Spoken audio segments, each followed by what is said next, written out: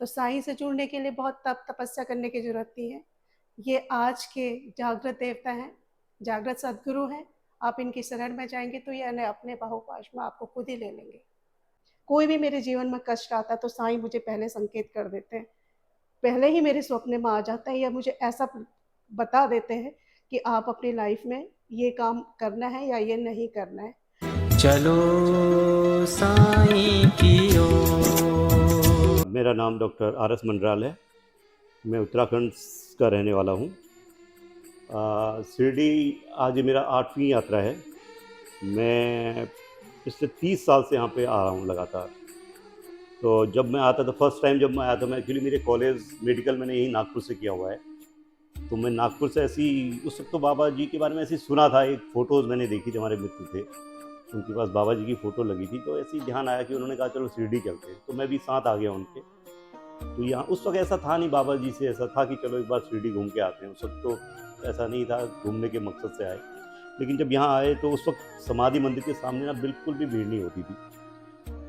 हमें ये जब मैं फर्स्ट टाइम यहाँ पे आया, बिल्कुल कोई वहाँ पे नहीं था। समाधि मंदिर थी उसके सामने, जहाँ पे अभी तो खड़े भी नहीं होने देते हैं। उस वक्त में काफ़ी देर तक हम लोग बैठे रहे वहाँ पे। हमारी बस जो सुबह यहाँ 8 बजे पहुँची थी, उसने 1 बजे लौटना था, तो एक उस हिसाब से हम थोड़ा देर यहाँ पे बैठे रहे बाबा जी के सामने। तो उस बार मेरे को, जैसे ही मैं यहाँ पे आया ना, मेरे को ऐसा लगा कि मैं अभी साईं सच्चरित्र भी पढ़ता हूँ, तो मैं एक अध्याय पढ़ रहा था उसमें। उसमें लिखा है कि बाबा जी ने कहीं पे कहा है कि अगर जहाँ आपका मन स्थिर हो जाए और जहाँ आपको जो है बहुत शांति मिले, तो आप अपना उसको विश्राम स्थल समझना चाहिए। तो मेरे को लगा कि उस दिन ये विश्राम स्थल है, मेरे को ऐसा लगा। उसके बाद से फिर मैं लगातार आता रहा, और बीच में मेरे को 10 साल हो गए कि नहीं आ पाया। लेकिन बाबा जी से मैंने कुछ ऐसे प्रार्थना की कि इस बार मेरे को बुला लिया जाए। अभी दिन 6 महीने के अंदर मैं 2 बार यहाँ आया। वैसे और आज मेरा जन्मदिन भी है, तो इस अवसर पे मैंने जो है काफ़ी मतलब ओरिजिनल बाबा जी की वो चीज़ें दी जो उन्होंने भेंट की थी अपने अंतिम समय दशहरे के दिन।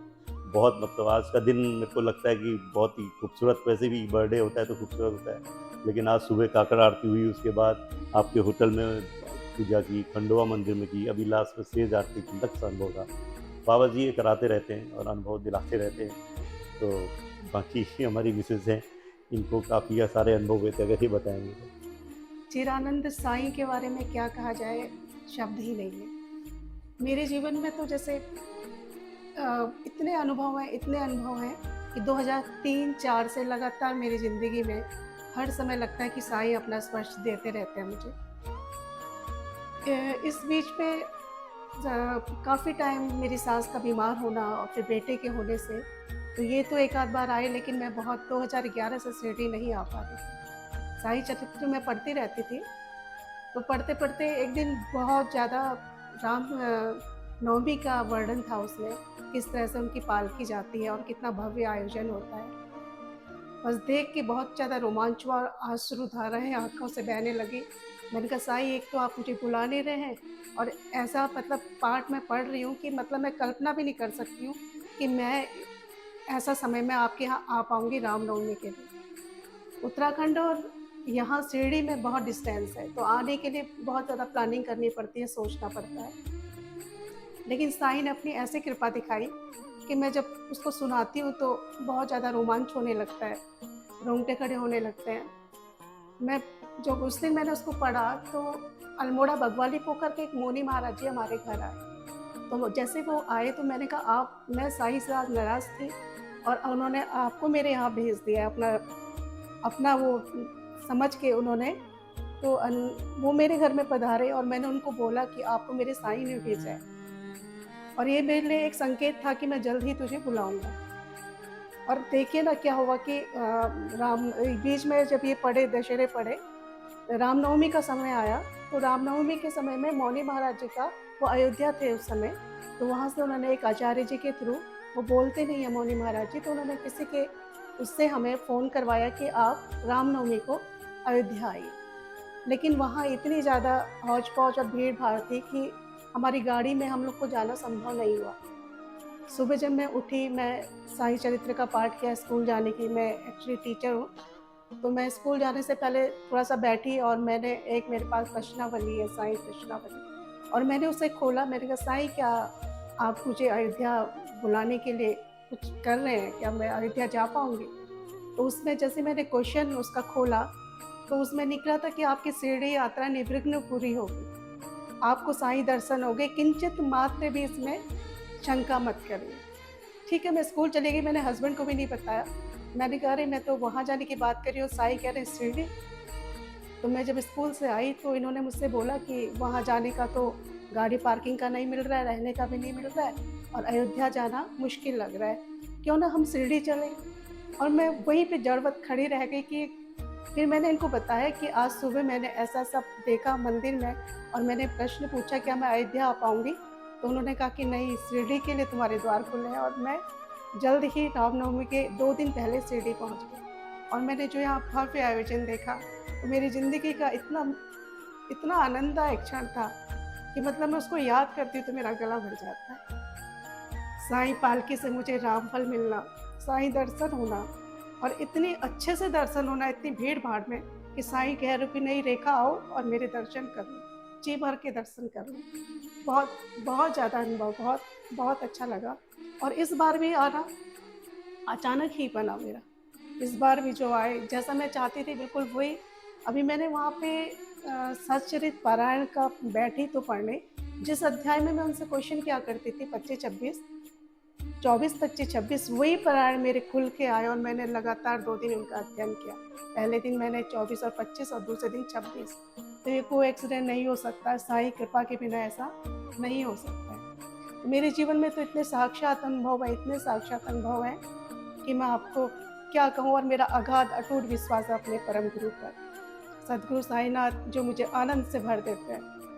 साईं के मेरे जीवन में जो प्रथम अनुभव हुआ था, मुझे नहीं पता कि साईं मेरे जीवन में कैसे आ गए या मैं उनमें कैसे चली गई। मुझे ऐसा लगता है कि मैं साईं हूँ और साईं मेरे हैं। एक दिन मैं ऐसे ही शाम को अर्ध निंद्रा में थी, अर्ध नींद में पूरी तरह से नहीं गई हुई थी, तभी मुझे ऐसा महसूस हुआ कि मेरे सिरहाने पर साईं साक्षात खड़े हैं। उनकी वो माला, फूलों से माला, इतनी खूबसूरत सी माला, वाइट पोशाक और उनके एक पाँव दूसरे पे रखे हुए चरण कमल। आहा! मैं उस दृश्य को अभी भी नहीं भूल सकती। ये मेरा कोई वो नहीं है, मेरे दिल के भाव हैं और ये मेरे को सच लगता है। जब भी मैं इसको याद करती हूँ तो मुझे लगता है नहीं, अभी भी मेरे सिरहाने पे मेरे साईं खड़े हैं और उनका वो अनुभव, वो अनुभूति मुझे ऐसे महसूस कराती है जैसे मैं परम ब्रह्म से मिल रही होंगी। और वो मेरे अंदर इतनी खुशी भर देता है कि मेरा पूरा दिन, पूरी शाम उसी खुशी में निकल जाती है। मुझे कुछ भी ज़रूरत नहीं होती है, बस मुझे वो पूरा दिन, वो उमंग और वो खुशी मिलती है कि बस सारा दिन बहुत अच्छा बीत जाता है। उस पल को याद करते ही मेरे वो क्षण बहुत अच्छे से गुजरने लगते हैं। कोई भी मेरे जीवन में कष्ट आता है तो साईं मुझे पहले संकेत कर देते हैं, पहले ही मेरे स्वप्न में आ जाता है या मुझे ऐसा बता देते हैं कि आप अपनी लाइफ में ये काम करना है या ये नहीं करना है। ऐसा कुछ अनुभव दे जाते हैं कि मेरी लाइफ सुगमता से चलती जा रही है और ये सब उन्हीं के प्रसाद, उन्हीं की कृपा का फल है। ये कोई मैं बड़ाई नहीं कर रही हूँ, बहुत ज़्यादा अतिशयोक्ति नहीं कर रही हूँ, ये मैं अपनी लाइफ के तुम्हें सत्य अनुभव बता रही हूँ। तो इसमें मेरी भी कोई मनगढ़ंत घटना नहीं है, मेरे साथ हुआ है इसलिए मैं आपको बता रही हूँ। बाकी इसके लिए आपको साईं से जुड़ना पड़ेगा, ऐसे अनुभव भगवान करे आपको भी मिले। साईं सबको ऐसे अनुभव दे। जो लोग बाबा से जुड़ना चाहते हैं, उनके अनुभव लेना चाहते हैं, कोई बहुत उसके लिए कुछ नहीं करना, बस दिल में बाबा को याद करिए, हर समय नाम स्मरण करिए। बाबा स्वतः ही अपना आपको कुछ न कुछ कृपा ऐसे दिखाएंगे कि आपको परम ब्रह्म, परम आनंद की अनुभूति होगी। तो साईं से जुड़ने के लिए बहुत तपस्या करने की ज़रूरत नहीं है। ये आज के जागृत देवता हैं, जागृत सद्गुरु हैं। आप इनकी शरण में जाएंगे तो ये अपने बाहुपाश में आपको खुद ही ले लेंगे। साईं से जुड़ने के बाद जीवन में ऐसा महसूस होता है कि सब बहुत बढ़िया है। सद्गुरु जो साईं चाहते हैं या जो जीवन में होने चाहिए, अगर आपके भाव अच्छे हो जाते हैं तो स्वयं आने लगते हैं। जीव जगत से प्रेम, मदद के लिए आतुर रहना, सबसे प्रेम बरसाना, अच्छे कर्म करना, इसकी तरफ मन प्रवृत्त होने लगता है। ऐसे में जो नए बच्चे आ रहे हैं, भावी पीढ़ी है, इनको आध्यात्म से ज़रूर जुड़ना चाहिए। हमारा नहीं तो समाज का नैतिक पतन भी होता जा रहा है। एक तरह से देखिए समाज किस ओर जा रहा है। हमें अपने बच्चों को इस ओर जोड़ने के लिए पहल करनी पड़ेगी। आपको किसी न किसी तरह से उनको आध्यात्म की तरफ लाना है। अगर ये रास्ता साधन साईं हो सकते हैं तो इससे बढ़िया और क्या हो सकता है। आपको उनको कुछ प्रसंग सुनाने हैं, उनकी तरफ उनको मोड़ना है। इस तरह से अपने जीवन में नैतिक विकास को कर सकते हैं। सबसे प्रथम तो आप प्रेम पैदा करिए। प्रेम जीवन में वो पहलू होता है जो आदमी में और गुण अपने आप ही ले आता है। तो सबसे पहले प्रेम शब्द होता है जो साईं हर पल करते हैं, चाहे वो जानवरों से है, चाहे इंसान से है, जाति धर्म नाते तोड़ के। आप प्रेम करिए, प्रेम से बड़ा कुछ भी नहीं है और यही भाव हमें अपने बच्चों में लेके आना है। तभी हम लोगों में समरूपता आ पाएगी और सभी लोग समतल होकर जीवन जी पाएंगे। शिरडी में जब मैं यहाँ आई तो यहाँ के लोगों में भी वही भाव, वही अपनापन, वही प्रेमानुभूति होती है। आप किसी भी दुकान में जाइए, कहीं भी जाइए, आपको ऐसा लगेगा कि नहीं, सब आप ही के लिए पीछे चले जा रहे हैं। आपको रास्ता दिखाने वाले, मार्ग बताने वाले, और यहाँ के लोग जिनकी अटूट भक्ति देख के मन गदगद हो जाता है। आप जब यहाँ आएंगे आपको ऐसा लगेगा नहीं, सारे दरवाजे मेरे लिए खुले हैं, सभी लोग मुझे राह बताने को तैयार हैं कि कैसे क्या करना है। आपको कुछ भी नहीं करना पड़ेगा, स्वयं आप प्रभु के दरबार में पहुँच जाएंगे। लोग यहाँ के बहुत अच्छे हैं। मौसम भी बहुत बढ़िया था, इस समय अक्टूबर का महीने में काफ़ी अच्छा महसूस हो रहा है, बहुत बढ़िया है। और यहाँ साफ़ सुथरा मंदिर का एरिया देख के सभी लोग बहुत बढ़िया, बहुत ज़्यादा अच्छे, सब साईं को समर्पित महसूस होते हैं। तो मुझे पता चला कि एक चैनल है चलो साईं की ओर। तो जब इसके मैंने और लोगों के भी अनुभव पढ़े तो बहुत अच्छा लगा। आप भी अपने अनुभव शेयर करना चाहते हैं तो चलो साईं की ओर, बड़े साईं की ओर, इस चैनल को लगातार देखते हुए आप इसमें अपने अनुभव साझा कर सकते हैं, इनसे जुड़ सकते हैं। अगर आपको ये सारे अनुभव देखकर अच्छे लगे तो सब्सक्राइब करिएगा और चैनल को आगे बढ़ाइएगा और साईं से जुड़िएगा। ओम साईं राम।